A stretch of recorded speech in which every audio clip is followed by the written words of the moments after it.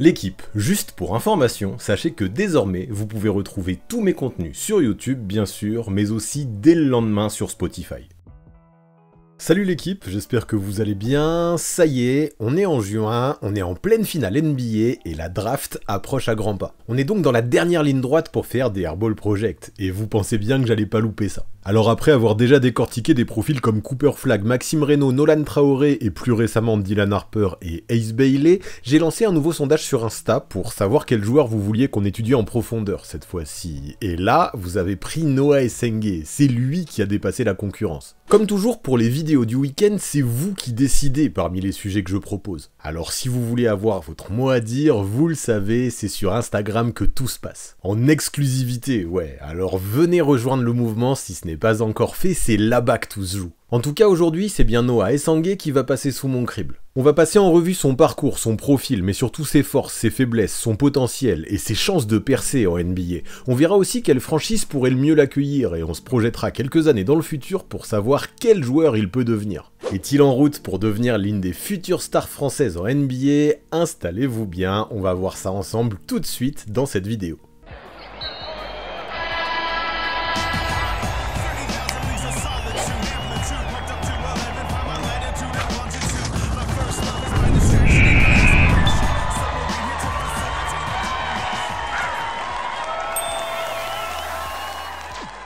Pour commencer, sachez qu'avant de dominer des raquettes et la balle orange, Noah Essengue a tout d'abord foulé des tatamis. Et oui, avant de se projeter vers la NBA, c'est dans un kimono que toute l'histoire a commencé. 5 années de judo, puis un crochet par le tennis, toujours dans les pas de son grand frère Mathis, un modèle pour lui. Son père, Gaston Essengue, était pourtant basketteur pro et aujourd'hui coach au Mexique, mais Noah, lui, a grandi à Orléans, élevé par sa mère et son frère. Une famille soudée, déterminée, qui va l'accompagner dans tous ses choix. Et le basket, Noah le découvre par mimétisme, presque par hasard. Quand son frère s'inscrit, il suit, il a 12 ans. Dans le monde actuel, c'est presque tard. Certains prospects américains sont déjà fichés dans les bases de données de scouts à cet âge-là. Et Noah, lui, n'est même pas sûr d'aimer ce sport. Pas le plus fort, pas le plus prometteur, mais travailleur, sérieux, et déjà avec une idée en tête. Pourquoi ne pas en faire son métier? Et avec cette mentalité-là, très vite, il grimpe les marches. Il débute à l'ABC Saint-Jean-de-Bray, puis enchaîne avec le pôle espoir du Centre Val-de-Loire et l'Orléans Loiret Basket, où il joue 2 saisons en minimes nationaux. Puis tout s'accélère. En 2021, à 14 ans, il rejoint le pôle France, à l'INSEP, tout en étant sous convention avec l'Asvel. Et là, ça bosse. D'abord en U18, puis en National 1. Il claque 15 pions contre Toulouse à 15 ans, puis 21 contre Chartres à 16 ans. La trajectoire se dessine. Mais pour viser plus haut, il lui faut un environnement plus pro, plus exigeant, et surtout plus tourné vers la NBA. Et alors que la NCAA lui tend les bras, Duke, UCLA, BYU, et que Valence l'observe, il fait un choix audacieux, l'Allemagne, et plus précisément le Ratio Farm Ulm. Un club qui mise sur la formation avec un historique récent de jeunes draftés, Killian Hayes en 2020, Pacom Dadi en 2024 pour les Français et un système taillé pour progresser. Dès sa première saison, il évolue avec l'équipe réserve, la Orange Academy en division 2 allemande. En octobre 2023, il y plante 33 points accompagnés de 14 rebonds. Les signaux sont clairs. En parallèle avec les pros, il goûte à l'Eurocup et à la Bundesliga. Face au Rasta Vecta, 11 points en 5 minutes. Face à Trente, 7 points en 10 minutes. Et en octobre 2024, à seulement 17 ans, il s'affiche contre les Portland Trail Blazers en match de pré-saison avec 20 points, 8 rebonds et 3 passes, devant Scoot Henderson, DeAndre Ayton et Deni Avdija. Une performance qui déclenche les premiers échos outre-Atlantique. Mais Noah, ce n'est pas qu'une percée en club, il a aussi fait son nom avec les Bleus. Médaille de bronze à l'Euro U16 en 2022, Euro 18 en 2023 avec près de 11 points et 4 rebonds de moyenne, puis en octobre 2024, Freddy Fautoul convoque pour la première fois en équipe de France A pour la double confrontation contre Chypre en qualif de l'Eurobasket 2025. La tunique bleue bien accrochée, bien fièrement sur le mur de son appart à Ulm. Et puis il y a aussi cette masterclass à la NGT, l'Adidas Next Gen Tournament de Dubaï en 2024. Noah est élu MVP du tournoi avec une perf monstrueuse en finale. 33 points, 18 rebonds, 4 contres, 3 interceptions et 2 passes. Le genre de ligne de stats qui te propulse sous les radars NBA en à peine une soirée. Et en même temps, faut dire que c'est mérité tellement il a tout pété. Aujourd'hui, il est dans un club qui veille sur son développement, dans une ville qu'il a adoptée et entourée entouré d'une famille aimante qui l'accompagne, l'encourage à chaque étape. À tout juste 18 ans, Noah Esangue a peut-être pris une voie moins médiatique que celle des circuits US traditionnels, mais il a tout de même tracé une trajectoire sérieuse et réfléchie. Un autre chemin donc, mais un chemin qui lui aussi devrait le mener tout droit vers la NBA. Mais entrons dans le vif du sujet maintenant et étudions un petit peu son profil à Noah. Avec lui, on parle d'un joueur de 2m06 pour 88 kg avec une envergure d'albatros de 2m10. Et pourtant ce n'est pas qu'un physique. Esangue, c'est un mélange rare de longueur, de rapidité, de coordination, avec une vraie aisance pour bouger sur le terrain. À 18 ans, il affiche près de 70 matchs pro avec Ulm, dont 21 en tant que titulaire. Sa ligne de stats est déjà très correcte, mais depuis janvier, il est monté en régime avec plusieurs matchs à plus de 20 points et un impact de plus en plus régulier des deux côtés du terrain. On parle d'un profil propre, intelligent et surtout de plus en plus confiant, de plus en plus agressif. Il est listé comme ailier mais il peut déjà jouer 4 voire 5 selon les line-up. Un futur stretch fort capable de défendre sur plusieurs postes, de switcher, de couper intelligemment et qui commence à étendre son range. Il est encore brut dans certains secteurs, notamment derrière l'arc, mais l'évolution est nette. Il comprend vite, il apprend vite et avec sa standing reach de 2m82, il a des outils que peu d'adversaires possèdent. En gros, Noah, c'est un prospect moderne, un two-way forward à la française. Et à l'heure actuelle, il est l'un des espoirs les plus intrigants pour la draft 2025. Et ça, il l'a bien confirmé lors de cette saison, la saison 2024-2025. Alors qu'il n'avait que 17 ans au lancement de cette campagne, il a pris de l'XP à vue d'œil, jusqu'à devenir l'un des joueurs les plus scrutés de sa génération. Et pas juste en Allemagne. En d'autres termes, il a commencé la saison comme un jeune prometteur dans l'effectif d'Ulm et il l'a terminé comme un homme, mieux, comme un des piliers de l'équipe. Dans toutes les compétitions auxquelles il a participé, il a enchaîné les grosses perfs avec une régularité assez unique pour un ado. Et plus la pression monte, plus lui répond présent, pas le genre à se planquer quand ça compte. Le point d'orgue, les playoffs de Bundesliga qu'il dispute en ce moment. Ulm, pour commencer, affronte l'Alba Berlin, une équipe d'Euroleague, excusez du peu, et leur met un 3-0. Noah de son côté se régale, 21 pions à 13 sur 13 au lancer dès le premier match, puis 14 points à 5 sur 7 au tir dans le Game 3, à 18 ans. Clutch comme s'il avait déjà 10 saisons dans les pattes. Et le pire c'est qu'il continue derrière avec cette performance dantesque face à Würzburg en demi-finale il y a pas longtemps. 22 points, 14 rebonds, meilleur marqueur, meilleur éval du match, un 3 points ultra clutch en prolongue, puis un end-one qui tue le match. C'est pas juste une montée en puissance, c'est une véritable explosion. Et le plus impressionnant, c'est qu'il fait ça serein, ça a l'air normal pour lui. Son coach, Tyler Elson, dit qu'il pourrait être dans le 5 majeur sans discussion, mais qu'il accepte son rôle en sortie de banc sans broncher. Il se pointe en avance aux entraînements, il reste après, il progresse sur le tir extérieur, il prend du muscle, il ne manque pas une occasion de progresser, un modèle de discipline. Alors ouais, sur cette saison, Noah Esangue est passé du statut de jeune espoir à celui de prospect NBA confirmé. Ses stats en playoff dépassent largement celles de la saison régulière, et c'est super important ça, il joue dur, il joue juste. Aujourd'hui, il n'y a plus vraiment de débat. Noah Esangue est définitivement prêt pour la draft. Parce que ouais, il y a encore quelques mois, on parlait de lui comme d'un pari à moyen terme. Un joueur intriguant certes, mais encore très brut, avec un plancher incertain et une irrégularité qui laissait perplexe. C'est d'ailleurs ce que reflétaient les premières mocks, où il apparaissait plutôt en fin de premier tour, voire même au début du second. Mais là, depuis quelques semaines, pas mal de choses sont en train de drastiquement changer. Avec sa montée en puissance, dans les mocks les plus récentes, Noah se retrouve systématiquement dans le top 10. Celles qu'il envisage en dehors sont plus anciennes, et avec les playoffs, sa cote grimpe à une vitesse folle, jusqu'à atteindre le top 7 même selon certains experts, devant Nolan Traoré par exemple, qui pendant longtemps était le français le plus attendu de cette cuvée. À moins d'un mois de la draft, il reste l'un des seuls prospects encore en activité, et du coup absolument tous les scouts ont les yeux rivés sur lui. Et justement, qu'est-ce qu'ils observent ces scouts? Eh bien pour répondre à ça, il va falloir qu'on s'intéresse à son jeu. On le sait en NBA, ce qui fait souvent la différence entre un simple role-player et un véritable game changer, c'est la capacité à défendre sur plusieurs postes, à gêner les lignes de passe, à contester les tirs sans forcément faire faute, à switcher sans paniquer. Et ça, Noah Esangue est déjà en train de le maîtriser avec talent. C'est même aujourd'hui son principal ticket d'entrée dans la grande ligue, j'ai envie de dire. Avec ses 2m06 pour une envergure qui frôle les 2m11, le français coche toutes les cases du défenseur moderne. Grand, élancé, mobile, il est capable de couvrir une grande distance en très peu de pas. Cette capacité à jaillir, à fermer les lignes de passe ou à contester un tir en bout de chaîne, c'est quelque chose qui saute aux yeux dès qu'on le voit jouer. Il n'est jamais statique, il observe, il rôde, il attend le bon moment pour bondir, et ça fonctionne. Et en observant ces matchs, j'ai rapidement découvert des séquences de très haut niveau pour lui dans ce secteur. Il se déplace naturellement, il utilise ses longs bras pour rendre chaque drive compliqué, chaque tir contesté. Même quand il est en retard, il compense avec son envergure et son instinct.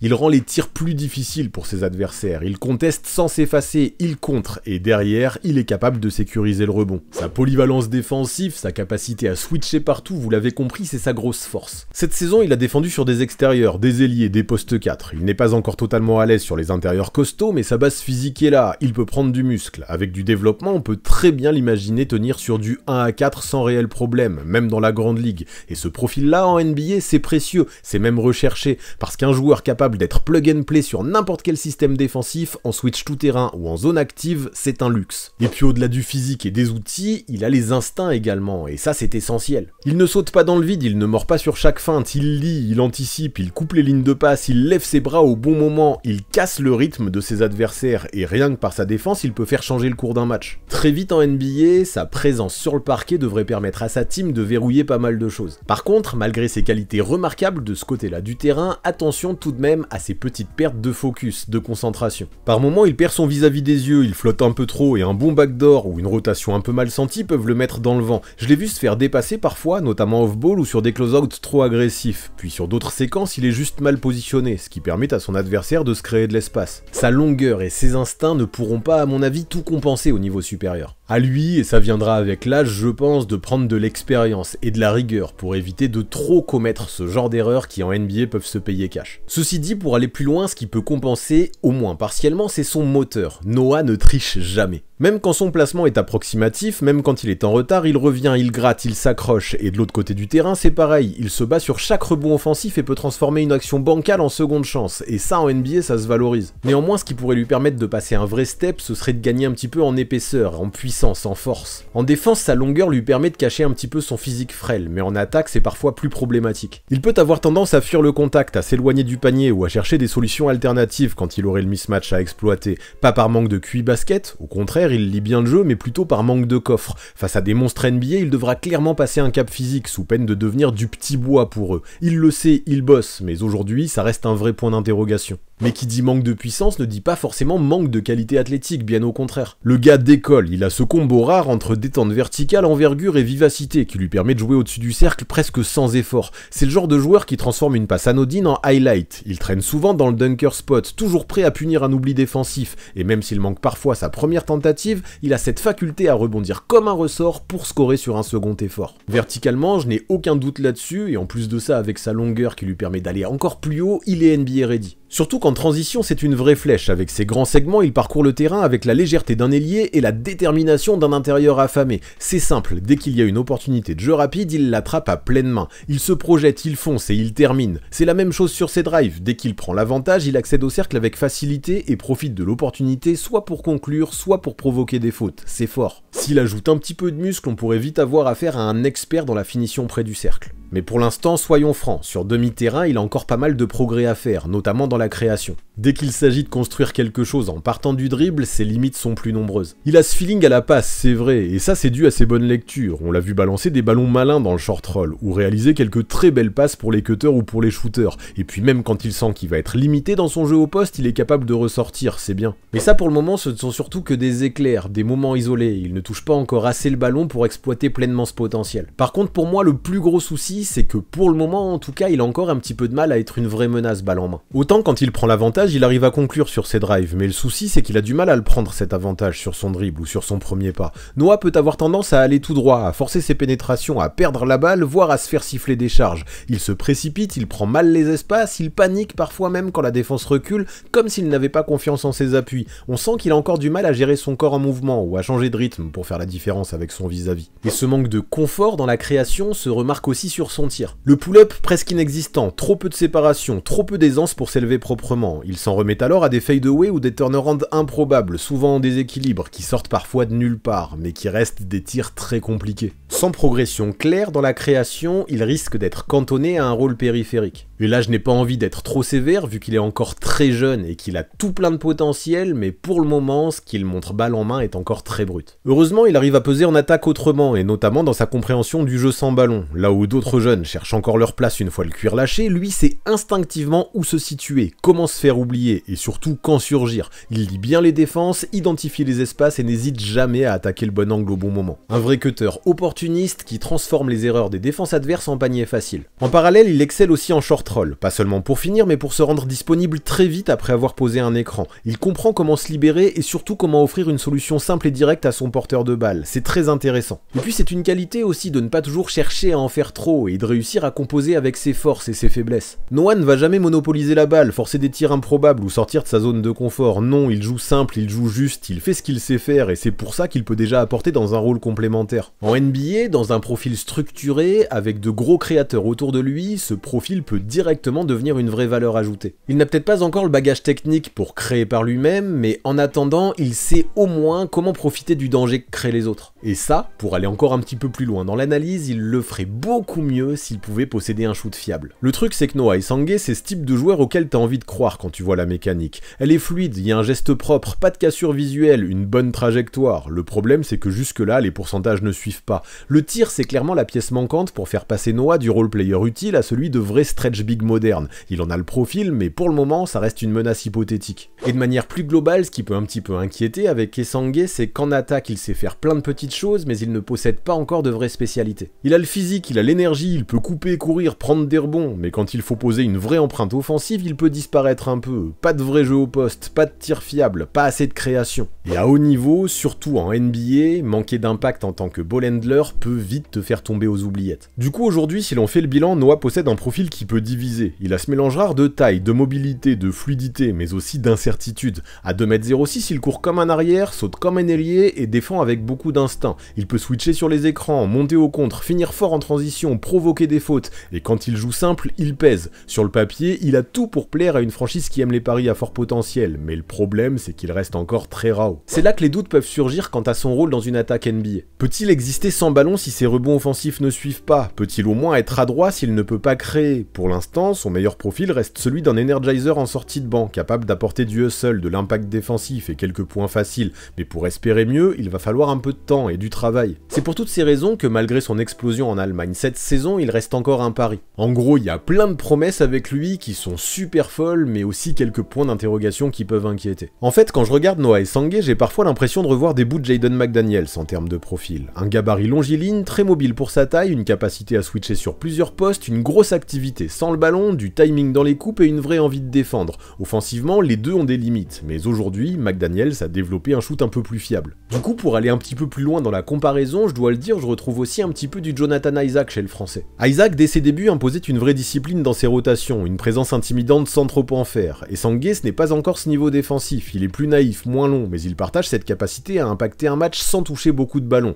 Sauf qu'à la différence d'Isaac, Noah est plus agressif en attaque, il court plus et est plus volontaire pour aller chercher des fautes. Et surtout, et c'est un bon point, il donne l'impression d'avoir envie de prendre beaucoup plus d'initiatives offensives que son aîné. Et puis il y a aussi ce côté brut qu'on retrouvait chez Pascal Siakam, notamment en début de carrière. Dans l'énergie, la volonté d'exister partout sur le terrain, la capacité à courir comme un fou et à faire des efforts constants. Il y a un peu de ça en vrai. Les deux partagent aussi ce tir extérieur en chantier, cette mobilité intrigante et cette volonté immense de progresser. Reste à voir maintenant si Noah réussira à suivre le même développement que l'ailier des Pacers, qui aujourd'hui, même à 3 points, est devenu une valeur assez sûre. Parce que oui, pour l'instant, c'est un peu tôt encore pour savoir si Noah, comme Siakam, arrivera à disputer des finales NBA. Le Camerounais, lui, est en train de les disputer pour la 2e fois de sa carrière, et ça me rappelle que c'est le moment idéal pour parler de notre sponsor du jour, Winamax. En finale de conférence, les Pacers avaient réussi à commencer par un 2-0 à l'extérieur, un vrai exploit, mais OKC en finale, ce n'est pas les Knicks. Par contre, la dynamique peut potentiellement être la même, tellement cette team d'Indiana est surprenante.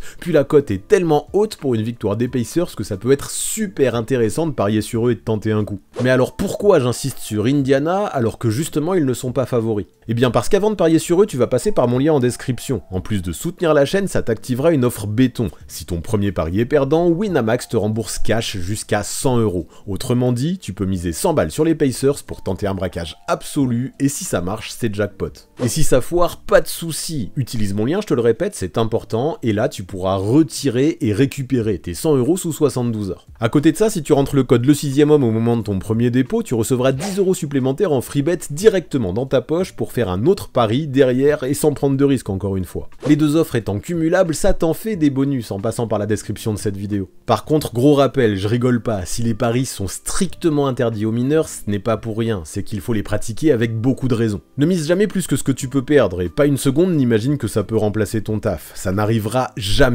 Alors si tu sens que ça dérape ou que tu t'isoles, prends du recul, fais-toi aider, c'est un jeu d'argent et c'est clairement pas à prendre à la légère. Vraiment là-dessus j'insiste, je te fais confiance, si tu joues avec mes codes, fais pas le débile, sans ça je préfère vraiment que tu joues pas. Néanmoins si t'as la tête sur les épaules et que tu veux vibrer sur ce match 2, let's go, profite de cette cote sans rien risquer, les Pacers ont définitivement le potentiel pour nous livrer une belle bataille. Et nous pendant ce temps, comme je le disais, on n'a plus qu'à espérer que Noah Esangue suivent le même parcours que Pascal Siakam. Parce que ouais, maintenant qu'on a les comparaisons le concernant, il est peut-être temps de parler du fit. Si je devais placer le français quelque part en NBA aujourd'hui, ce serait dans une équipe capable de lui offrir du temps de jeu pour se développer, un rôle clair et surtout une vraie philosophie défensive autour de laquelle il pourrait grandir. Et là tout de suite, j'ai pensé à Brooklyn, pour moi c'est presque une évidence. Les Nets viennent d'entrer dans une phase de reconstruction totale après le trade de Michael Bridges, ils ont des choix de draft à n'en plus finir, un coach, Jordi Fernandez, qui prône le développement et la défense, et surtout aucune pression immédiate. Ce serait le spot parfait pour qu'Esangue se construise tranquillement, il pourrait intégrer une rotation jeune, apporter son énergie, sa mobilité, sa lecture défensive, sans devoir forcer quoi que ce soit offensivement.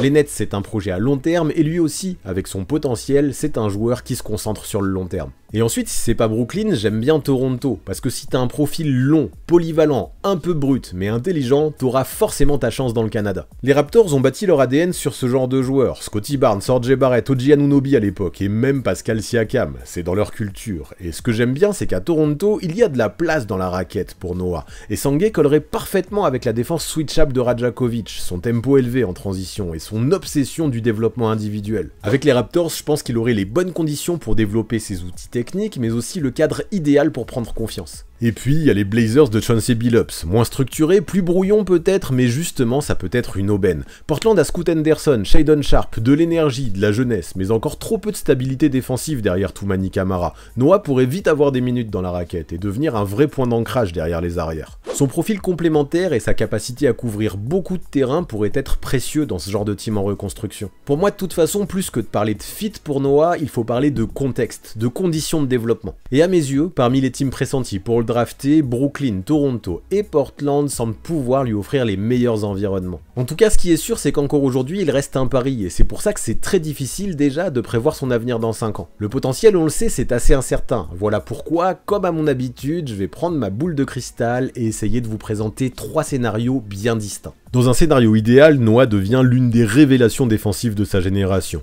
Il tombe sur la bonne franchise au bon moment, une équipe patiente, qui comprend qu'il faut lui laisser 1 ou 2 saisons pour se muscler, affiner son tir extérieur et digérer les concepts NBA. Il fait ses gammes en G-League si besoin, puis entre progressivement dans la rotation, et à partir de sa 3e année, il commence à vraiment peser. Il devient une machine à switch, gratte du rebond offensif, plante quelques tirs à 3 points en pick and pop, et hop, à 26 ans, il est all defensive. Pas une star, mais un mec que personne ne veut affronter en 1 contre 1. Le genre de joueur qui tourne à 10-12 points seulement, mais complète parfaitement le starting 5 et tient une défense debout. Mais si le contexte est mauvais, si la franchise ne sait pas quoi faire de lui, là on tombe dans un scénario plus pessimiste. Un projet trop brut, jamais poli, trop léger pour vraiment défendre le cercle, pas assez adroit pour s'écarter. Résultat, il passe la majorité de son temps en G-League, et après quelques saisons, il revient en Europe. Ce ne serait pas forcément un mal non plus je pense, car il pourrait vraiment s'éclater en Euroleague. Par contre, il faut s'en rendre compte, s'il ne répond pas assez vite aux attentes, il y a un monde où en NBA il ne laisse aucune trace. Mais ce qui me rassure, c'est qu'il progresse à vue d'œil. Il a la mentalité d'un très gros bosseur. Alors je me dis que le juste milieu, c'est peut-être qu'il n'explose pas, mais qu'il s'accroche. Il galère un peu, il se forme d'abord en G-League, et petit à petit, il se taille un rôle de défenseur d'impact en sortie de banc. Il devient ce genre de joueur que les coachs adorent avoir pour certains match-ups dans certaines situations. Pas flashy, mais précieux, et qui peut toujours servir en attaque grâce à son jeu off-ball, d'autant plus si son tir extérieur s'améliore. On peut se faire une carrière solide en NBA dans un costume de role-player défensif qui pourrait jouer de 15 à 25 minutes par match. Alors pour finir, est-ce que Noah Esangue est l'une des futures stars françaises prochainement en NBA? Pour être honnête, non, je ne pense pas. Mais est-ce qu'il peut devenir une vraie pièce d'un puzzle d'une équipe dans la grande ligue? Définitivement oui. Alors maintenant, à vous de jouer. Vous le voyez dans quel scénario parmi les 3 que j'ai proposés? À vous de me dire, j'ai hâte de lire vos retours dans les commentaires.